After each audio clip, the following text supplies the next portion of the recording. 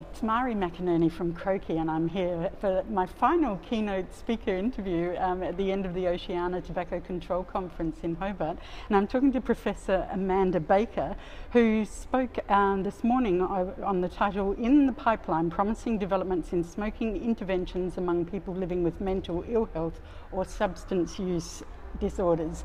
Big topic. A lot of implications. Can you run through why is this a priority population?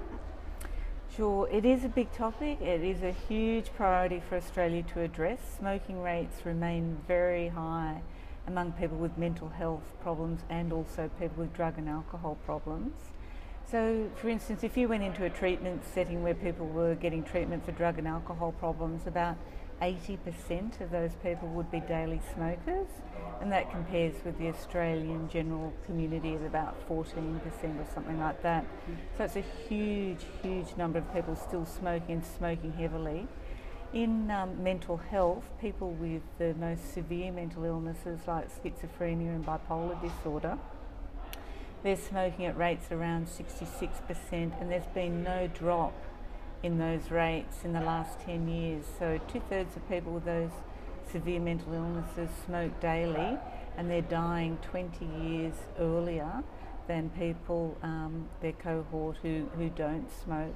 It's similar and probably even worse than we see in Indigenous smoking, but we just haven't heard much about it. So it's a hidden problem, and it's been fantastic. This conference has highlighted it, and it's just, I think it's we're going to start seeing momentum in the area, which is really exciting. Now, a lot of the issue is around that the barriers are not what most people would think they are. Can you go through what some of them are, particularly around how the health sector actually responds to people with mental health issues and smoking? Yeah, so traditionally, unfortunately, smoking isn't addressed, even though it's a drug problem.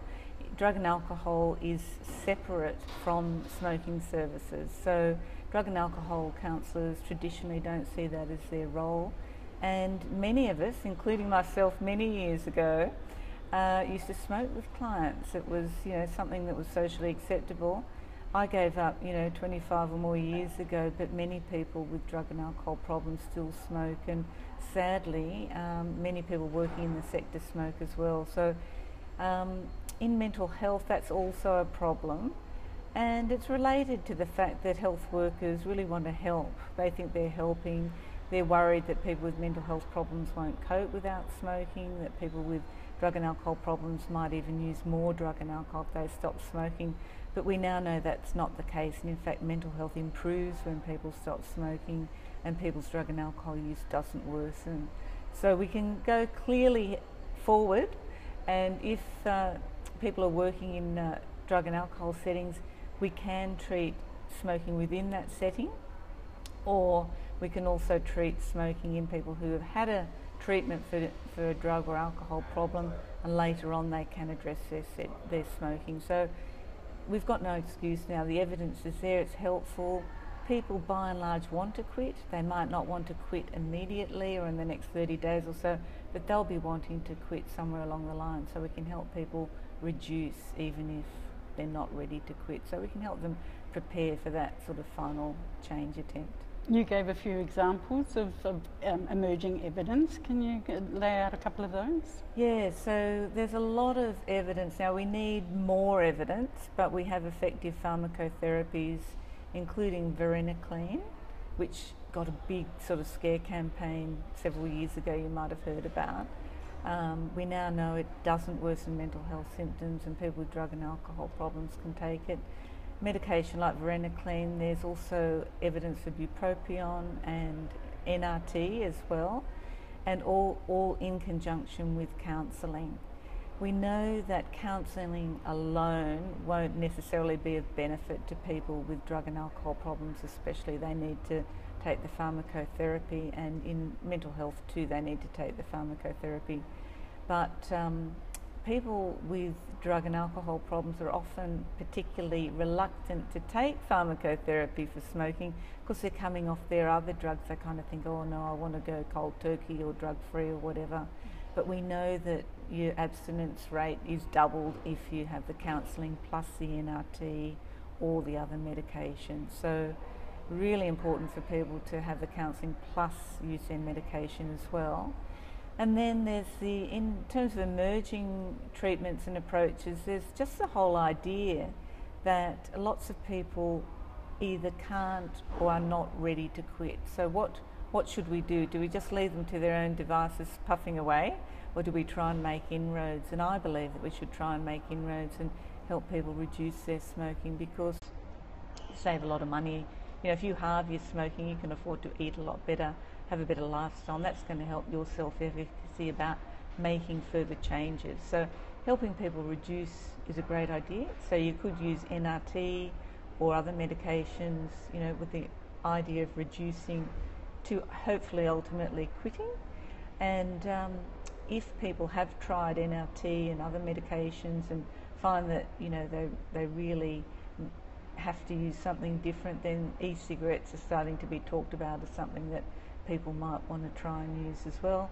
And there is some evidence that they can help people, especially with mental health problems. So that's given on that's the a very horizon. vexed issue in tobacco control, what would you suggest that the sector does to consider that potential in mental health? Yeah.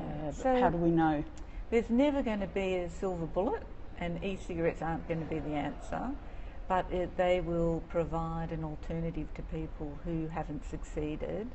And I think people making that transfer, I gave the example in the talk many years ago with harm reduction with heroin. There's a heroin epidemic in the 1980s, and there's a lot of debate around methadone treatment then, and in those days there were two different sorts of schools of thought. If people were allowed onto methadone, if they couldn't give up heroin, that if they used heroin then they should be, you know, removed from the program, whereas the other viewpoint was that it might indicate that they need a higher dose of methadone. In fact, it might take them some time to reduce their heroin use, and they might need a longer duration of methadone. So the idea of people substituting a dangerous form of administration of a drug like smoking tobacco for a less harmful administration, such as vaporising, is one that is an old-fashioned idea. It's been around a long time.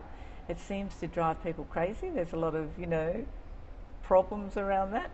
But hey, if my relative was using tobacco and they could use vaporizer instead of smoking tobacco, that's what they should be. I'd be really encouraging that. It's a no-brainer.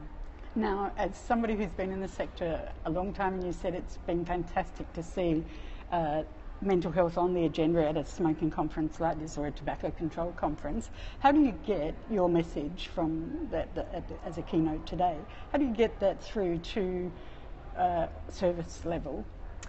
Yes, good question. It's taken a long time to realise that the randomised controlled trials that we do don't get translated, basically. There's a 20-year gap between those findings and translation into the real world. And so I'm delighted to be working with Quitline Victoria at the moment to actually implement the findings of a trial of mine together with a collaborator from the States. We found that basic behavioural interventions that were delivered by telephone can be as effective as more complex interventions. So I'm working with Quitline on that area. But also more generally, my research has shifted to actually conducting the interventions within real-world settings and getting dissemination along the way, because it just doesn't work from the scientific study down to the service. It just isn't happening. And so your message then, what would your message be to the tobacco control world then? Well, the message to the tobacco control world is, you know, get us researchers in there working with you.